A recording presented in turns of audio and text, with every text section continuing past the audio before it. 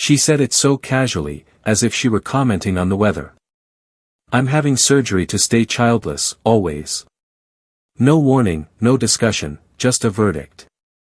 I looked at her across the table, her eyes fixed on the coffee mug, not me. The woman I once trusted with my entire future had just erased it with a single sentence.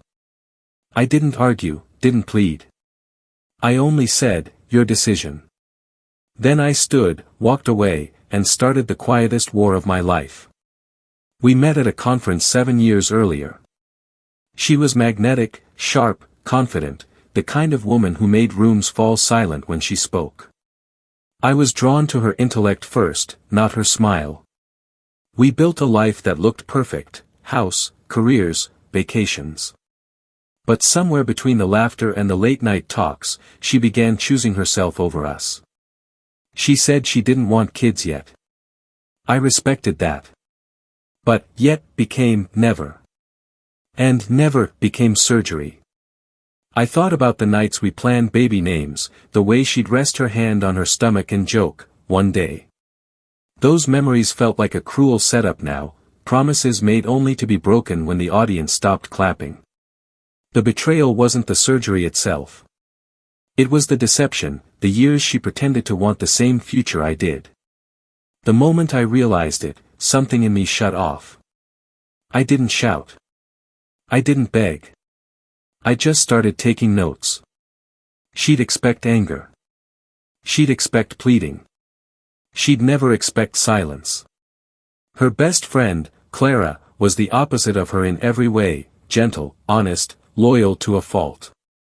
She used to come over often, bringing laughter into a house that was slowly going cold. She noticed the cracks long before anyone else did. She's distant, Clara said one evening, eyes full of hesitation. I just nodded. She made her choice. Clara stayed quiet, but her expression said she understood more than she let on. That's how it began, not as a plan, but as a spark. Revenge doesn't always start with hate. Sometimes it starts with understanding. The night of the surgery, I drove her to the hospital. She was calm, scrolling through her phone, detached. I wished her luck, kissed her forehead, and watched her walk away. That was the last kiss she'd ever get from me. By the time she was recovering, I'd already filed the divorce papers. I'd had the documents ready for weeks. Her name was barely out of anesthesia when I left the signed envelope on her nightstand. No yelling, no theatrics, just a legal goodbye. Clara and I didn't happen overnight. It was months later, quiet dinners, shared stories, unplanned moments that felt real. She reminded me what sincerity sounded like, what warmth felt like when it wasn't conditional.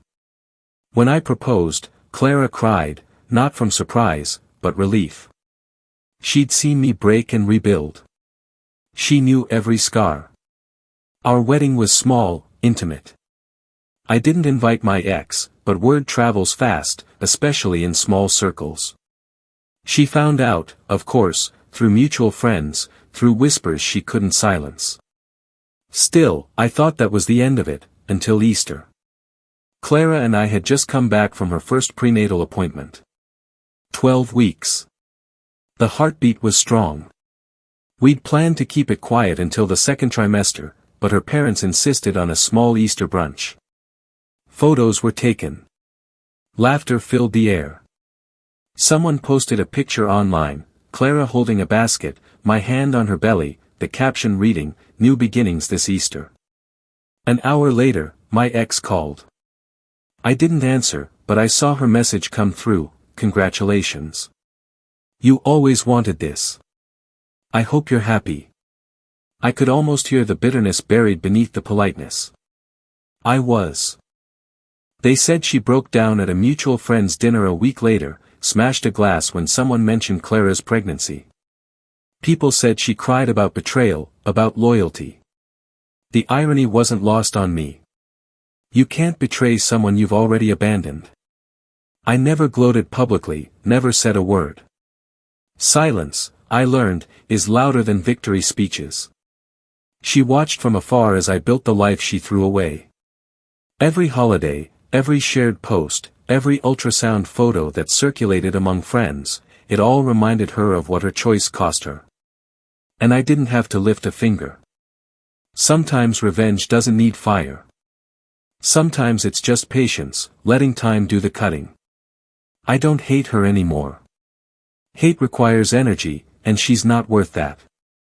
I've moved on, truly.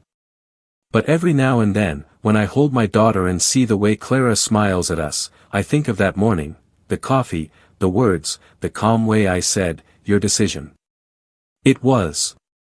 And this is mine.